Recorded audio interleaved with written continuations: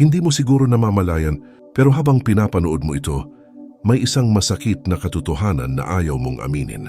May mga taong hindi ka na talaga siniseryoso. Hindi dahil mahina ka, hindi dahil bobo ka, kundi dahil pinayagan mo sila, unti-unti, tahimik, walang eksena, at ang mas masakit. Akala mo kabutihan ang pagiging tahimik, mapagpasensya at laging umuunawa. Pero sa mundong ito, ang kabaitan na walang hangganan ay nagiging pahintulot sa pang-aabuso. Kung ramdam mong minsan ka nang binaliwala, kung napansin mong bigla ka na lang hindi sinasama sa desisyon, o kung pakiramdam mo kahit magsalita ka, parang hangin lang, hindi ka nag-iisa at hindi ka rin nasisiraan ng ulo. May dahilan kung bakit ito nangyayari. At ngayon haharapin natin ang mga dahilan na yan kahit hindi komportable. Pero bago tayo tumuloy sa mas malalim na pagninilay, kung ngayon mo lang natagpuan ang channel na ito, huwag mong kalimutang mag-subscribe at i-on ang notification bell. Dito sa ating munting sulok ng internet, sabay-sabay nating pinapalakas ang ating isip, damdamin at pananaw sa tulong ng mga aral ng Stoicism at Pilosopiya. Mga katuroang hindi lang basta pampalipas oras, kundi gabay para maging matatag, kalmado at marunong sa gitna ng kaguluhan ng mundo. Noong panahon ni Plato, sinabi niya na ang kaluluwa ng tao ay may tatlong bahagi. Ang isip, ang damdamin at ang pagnanasa. Kapag ang isa rito ay sobra, lalo na ang takot na hindi magustuhan, nawawala ang balanse ng pagkatao. At dito nagsisimula ang problema. Unang katotohanan, maraming tao ang nawawala ng respeto hindi dahil sa masama silang tao, kundi dahil nakikita nilang wala kang ipinaglalaban. Hindi ito biglaan, hindi ito isang eksena, hindi ito isang malaking pagtatalo. Ito ay dahan-dahan. Sa bawat pagkakataong may ginawa silang hindi mo gusto pero pinili mong manahimik. Sa bawat beses na nilabag ang oras mo pero sinabi mong okay lang. Sa bawat desisyong ginawa para sa'yo, nang wala ka man lang sa usapan. Unti-unti nilang natutunan ang isang simpleng aral tungkol sa'yo. Wala namang mangyayari kung lampasan ko ang taong to. At hindi dahil mahina ka, kundi dahil wala kang ipinakitang hangganan. Ang mundo ay parang tubig. Lagi nitong hahanapin kung saan ito pwedeng dumaloy. At kung wala kang pader, kung wala kang linya, kung wala kang paninindigan, natural lang na pasukin ka. Kapag lagi kang okay lang, kapag nahihirapan kang tumanggi kahit pagod ka na, kapag mas inuuna mo ang katahimikan kaysa katotohanan, hindi ka nila tinuturing na mabait, tinuturing ka nilang ligtas abusuhin. At dito pumapasok ang isang masakit na realidad. Ang respeto ay hindi ibinibigay sa taong laging umiiwas sa tensyon. Ibinibigay ito sa taong handa itong harapin. Si Nietzsche minsang nagsabi ng isang ideyang maraming ayaw marinig. Ang taong walang kakayahang manakit ay madalas tinatawag na mabuti. Pero kadalasan wala lang siyang lakas. Hindi niya sinasabing maging marahas ka. Hindi niya sinasabing manakit ka ng kapwa. Ang sinasabi niya, kung wala kang kakayahang lumaban, ang kabaitan mo ay hindi pinili. Ito ay sapilitan. At ang sapilitang kabaitan ay hindi iginagalang. Ang tunay na mabuting tao ay may dalawang mukha. Kaya niyang umunawa, pero kaya rin niyang tumanggi. Kaya niyang magpatawad, pero kaya rin niyang magsara ng pinto. Kaya niyang manahimik, pero alam niyang magsalita kapag kinakailangan. Kapag ang tapang mo ay zero, kapag ang kabaitan mo ay galing sa takot na maiwan, mapagalitan o hindi magustuhan, hindi ito birtud. Ito ay kahinaan na tinawag lang sa mas magandang pangalan. At hanggat hindi mo iyon nakikita, patuloy kang igagalang lang hanggat convenient ka. Ikalawang katotohanan. Mas maraming tao ang nirerespeto ang malinaw kaysa mabait. Ito ang katotohanang kadalasang ayaw tanggapin ng mga taong good-hearted. Akala natin, kapag mahinahon tayo, kapag palaging maayos makitungo, kusang darating ang respeto, pero hindi ganon gumagana ang mundo. Ang isip ng tao ay naghahanap ng linaw, hindi lambing. Gusto nitong malaman, hanggang saan lang ako? Ano ang pwede at hindi pwede? Ano ang mangyayari kapag lumampas ako? At kapag hindi malinaw ang sagot, ang respeto ay nawawala. Hindi nila hinahangaan ang taong laging kalmado. Hinahangaan nila ang taong consistent. Ang taong kapag nagsabi ng hindi, ay talagang hindi. Ang taong hindi nag-iiba ng prinsipyo depende sa kausap. Ang taong hindi kailangang magtaas ng boses para maramdaman ang presensya. Iyan ang tunay na authority. Isipin mo ang isang leon. Hindi siya maingay. Hindi siya palaging umaatungal. Hindi siya nag-e-explain kung bakit siya delikado. Tahimik siya. Pero alam ng lahat, may linya na hindi pwedeng tawirin. Hindi dahil agresibo siya. Hindi dahil galit siya sa mundo. Kundi dahil buo ang identidad niya. Ang leon ay hindi humihingi ng respeto. Ina-embody niya ito. Ganito rin ang tao. Kapag alam mo kung sino ka, hindi mo kailangang ipagtanggol ang sarili mo sa bawat maliit na bagay. Pero alam mo rin kung kailan ka tatayo. At ang sandaling iyon, kapag malinaw, diretso at walang emosyon, mas tumatatak kaysa isang oras na paliwanag. Noong isinulat ni Niccolò Machiavelli ang The Prince, nagbigay siya ng isang ideyang hanggang ngayon ay kinamumuhian pa rin. Mas ligtas ang pinunong kinatatakutan kaysa minamahal kung hindi mo kayang maging pareho. Hindi dahil gusto niya ang kalupitan, hindi dahil masama siyang tao, kundi dahil naiintindihan niya ang kalikasan ng tao. Alam niyang ang pagmamahal ay pabago-bago. Nakadepende ito sa pakinabang, emosyon at sitwasyon. Pero ang takot, o mas tamang sabihin, ang pagkilala sa limitasyon, ay mas matibay. Kapag masyado kang mabait, natututo ang mga tao na subukan ka. Isang maliit na biro, isang maliit na hirit, isang maliit na paglabag sa oras mo. At kapag wala silang nakitang reaksyon, uulit-ulitin nila. Hindi dahil masama sila, kundi dahil ganito ang pag-aaral ng tao. Ang malinaw na tao ay hindi kailangang maging masungit. Hindi niya kailangang maging dominant. Hindi niya kailangang manakot. Kailangan lang niyang maging predictable sa prinsipyo. Kapag alam ng mundo na may mangyayari kapag lumampas sila, kahit tahimik lang iyon, doon nagsisimula ang tunay na respeto.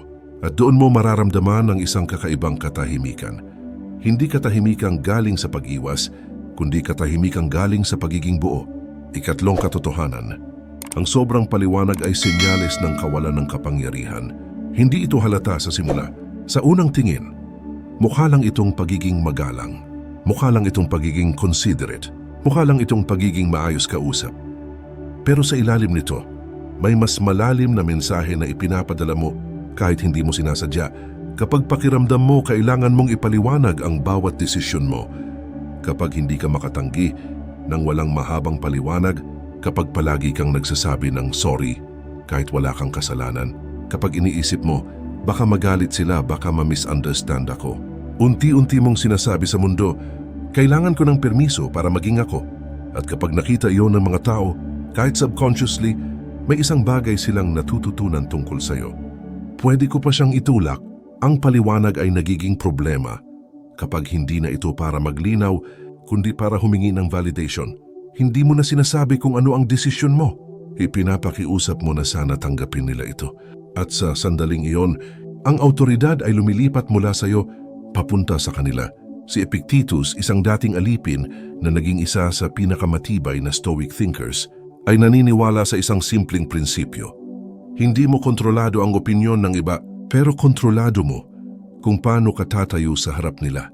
Hindi kung gaano kahaba ang paliwanag mo, hindi kung gaano ka kasorry, hindi kung gaano ka kaingat sa emosyon nila, kundi kung gaano ka panatag sa sarili mong desisyon. Isipin mo ang isang taong may tunay na kapangyarihan. Hindi siya nag-e-explain ng sobra. Hindi siya nagmamadali punuin ang katahimikan. Hindi siya natatakot sa awkward silence. Kapag nagsalita siya, maikli. Kapag tumahimik siya, may bigat. At ang katahimikang iyon ang nagsasabing, hindi ko kailangan ng pahintulot mo para respetuhin ang sarili ko. Ang sobrang paliwanag ay kadalasang galing sa takot. Takot na hindi maintindihan, takot na hindi magustuhan, takot na ma-reject. Pero narito ang masakit na katotohanan. Kahit gaano ka pa kahaba magpaliwanag, may mga taong hindi ka pa rin pipiliing intindihin. At habang mas pinipilit mo, mas lalo nilang nararamdaman na may hawak silang kapangyarihan sa iyo. Ang Stoic ay hindi bastos. Hindi rin siya malamig, pero alam niya kung kailan sapat na ang sinabi. Minsan ang pinakamakapangyarihang sagot ay, ganito ang desisyon ko. Walang justification, walang depensa, walang emosyon. At kapag nagawa mo iyon, mapapansin mong may nagbabago. Hindi dahil naging mas agresibo ka, kundi dahil binawi mo ang isang bagay na matagal mo nang ipinapamigay, ang karapatang tumayo ng buo. Kahit hindi lahat ay sang-ayon. Ikaapat na katotohanan. Ang katahimikan ay hindi laging dignidad.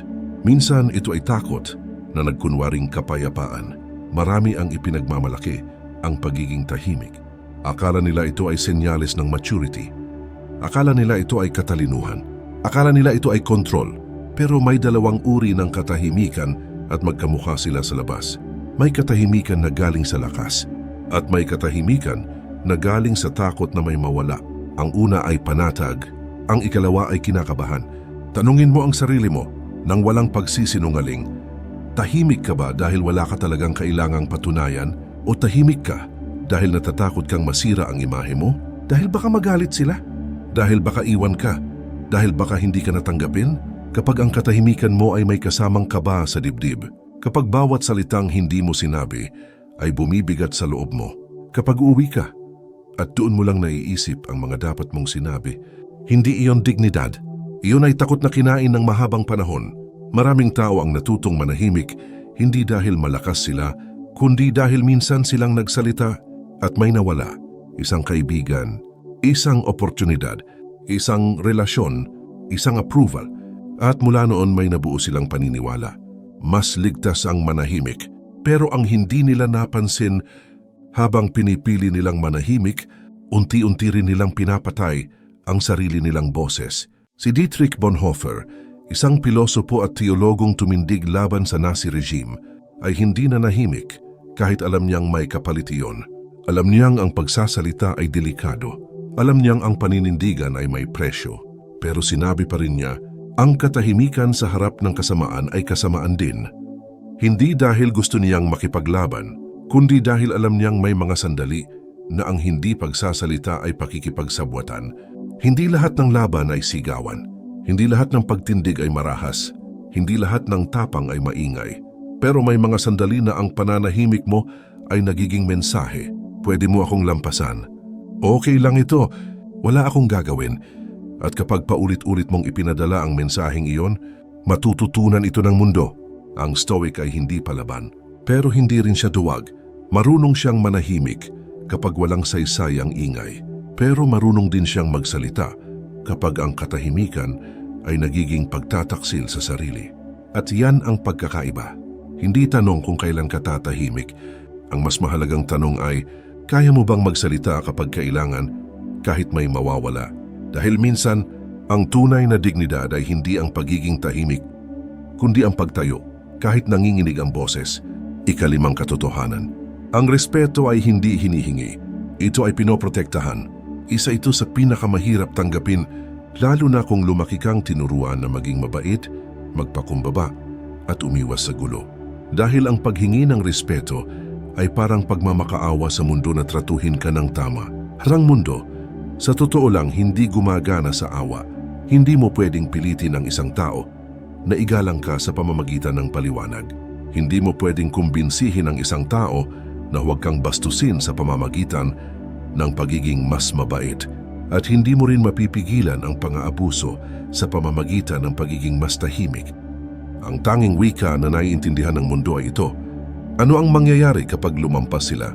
Ang respeto ay parang bakod sa isang lupa. Hindi mo ito nilalagay para mang-away ng kapitbahay. Nilalagay mo ito para malinaw kung saan nagtatapos ang sayo at kung saan nagsisimula ang kanila.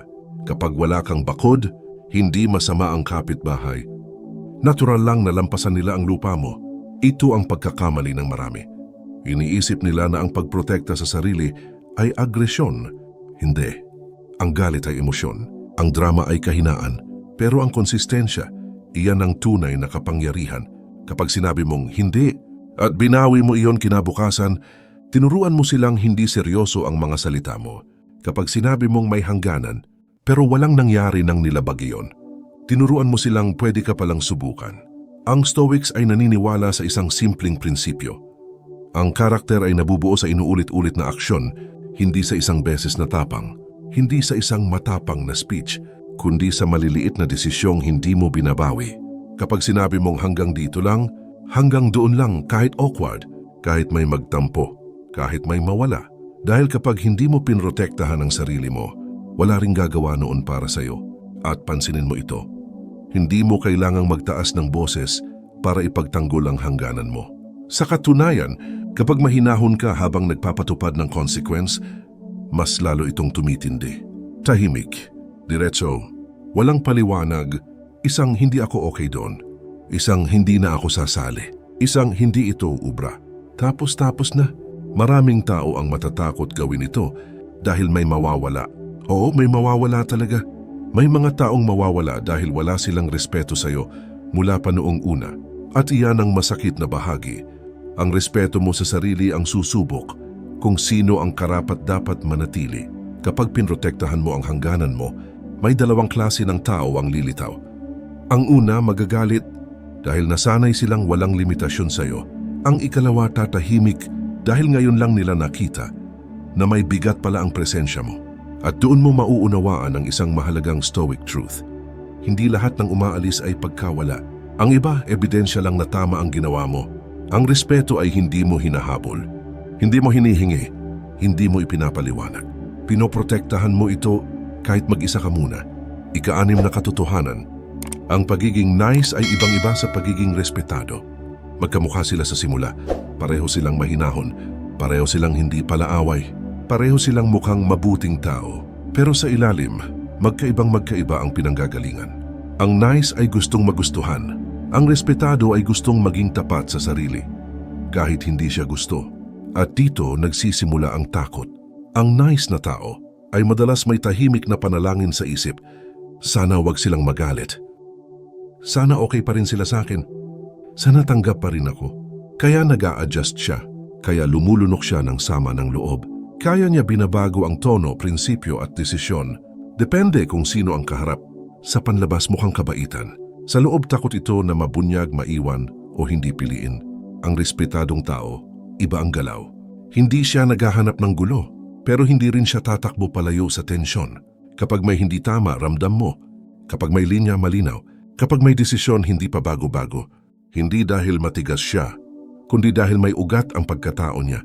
At ito ang hindi sinasabi ng marami, mas madaling maging nice kaysa maging respetado. Bakit?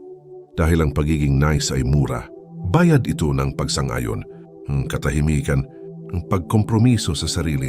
Pero ang respeto may presyo. Presyo nito ang awkward silence. Presyo nito ang pagtampo ng iba.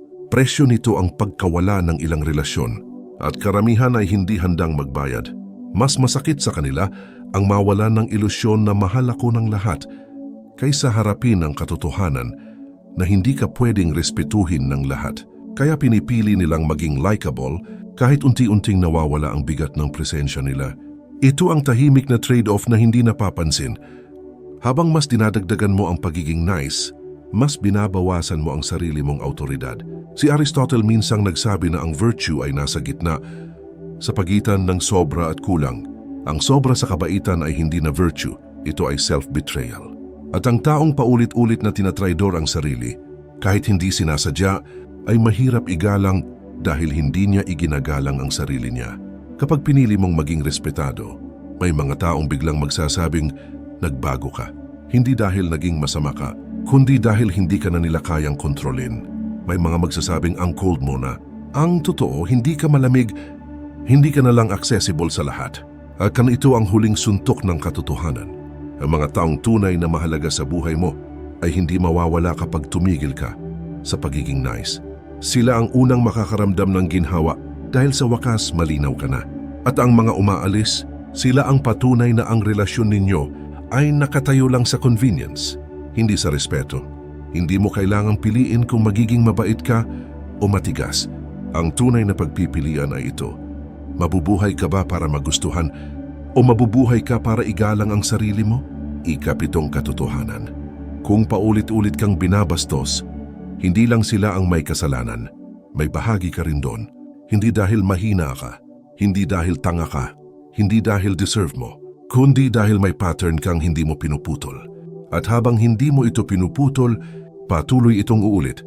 Kahit magpalit pa ng tao, lugar o sitwasyon, ito ang madalas mangyari. May unang beses na binastos ka. Pinalagpas mo dahil ayaw mo ng gulo. May pangalawa, sinabi mong baka bad day lang. May pangatlo, natawa ka na lang kahit may kirot. Hanggang sa isang araw, hindi mo na namamalayan, iyan na ang normal. At ang mundo ay mabilis matuto. Kapag wala itong consequence, itinuturing nitong pahintulot.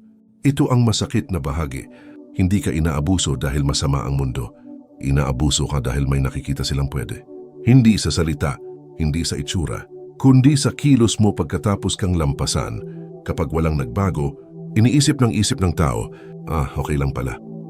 Ang Stoicism ay madalas na pagkakamalang pilosopiya ng pagtitiis, ng pagngiti sa sakit, ng pagiging tahimik sa harap ng kawalan ng katarungan. Pero mali iyon. Ang Stoicism ay hindi pilosopiya ng pagiging martir. Ito ay pilosopiya ng panloob na soberanya. Sinasabi nito, may mga bagay na hindi mo kontrolado, pero may isang bagay na laging nasa kamay mo, kung paano ka tutugon. At ang tugon mo ang humuhubog sa trato ng mundo. Si Marcus Aurelius, isang emperador na may kapangyarihan sa buong imperyo, ay hindi naging stoic para maging tahimik lang. Naging stoic siya para hindi mawalan ng sarili sa gitna ng kapangyarihan at pang-aabuso. Alam niya na ang pinakamapanganib na kaaway ay hindi ang taong sumisigaw, kundi ang taong unti-unting ninanakaw ang respeto mo habang ikaw ay nag-a-adjust. Kapag hindi mo binabago ang reaksyon mo, tinuturuan mo ang mundo kung paano ka tratuhin. Kapag palagi kang umuurong, palagi kang uusigin. Kapag palagi kang nagpapaliwanag, palagi kang uusisain. Kapag palagi kang nagpapatawad ng walang pagbabago, palagi kang uulit sa parehong sakit, ibang mukha lang ang nananakit. At dito pumapasok ang isang hindi popular na desisyon. Ikaw ang kailangang magbago, kahit hindi ikaw ang nagsimula. Hindi ito hustisya, ito ay responsibilidad, at hindi ito patas. Pero ito ang tanging paraan para matapos ang siklo. Hindi mo kailangang sumigaw, hindi mo kailangang manakit, hindi mo kailangang maghigante. Ang kailangan mo lang ay tumigil sa pag-uulit ng lumang sagot. Minsan ang pagbabago ay ganito kasimple, pero sobrang hirap gawin.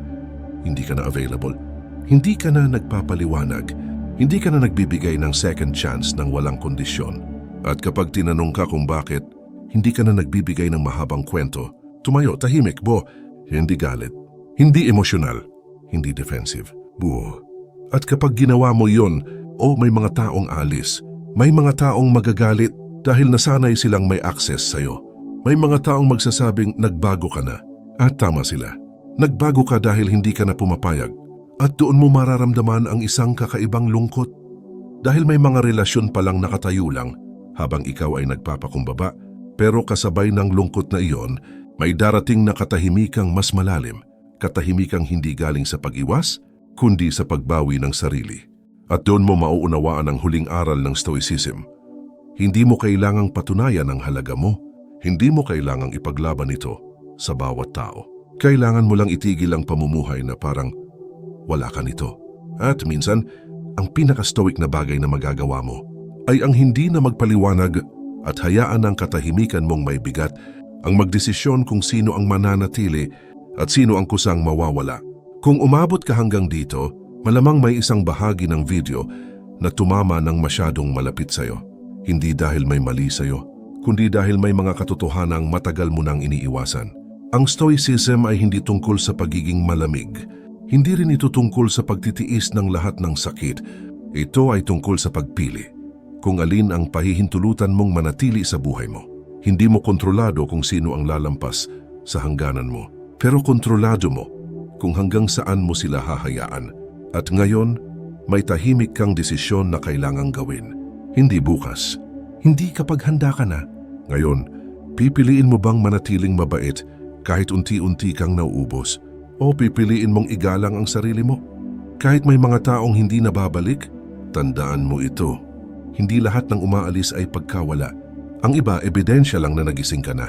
At bago ka umalis sa video na to, gusto kong gawin mo ang isang simpleng bagay. Kung may isang linya, isang ideya, o isang katotohanang tumama sa'yo, i-comment mo ang salitang buo, hindi para sa algorithm, kundi bilang paalala sa sarili mo na simula ngayon, hindi ka na magpapaliwanag para igalang ang sarili mo. Kung gusto mo ng mas marami pang ganitong paglalim, mga ideyang hindi sugar-coated, mga katotohanang hindi popular, pero totoo, i-like mo ang video, mag-subscribe ka sa channel, at i-on mo ang notification bell. Dahil sa susunod na video, haharapin natin ang isang mas mahirap na tanong. Paano mo malalaman kung ang mga taong nasa paligid mo ay talagang nire-respeto ka o nananatili lang dahil convenient ka? Hanggang doon, tumayo ka ng tahimik, tumayo ka ng buo. At huwag mo nang ipamigay ang respeto na una mong dapat ibinibigay sa sarili mo.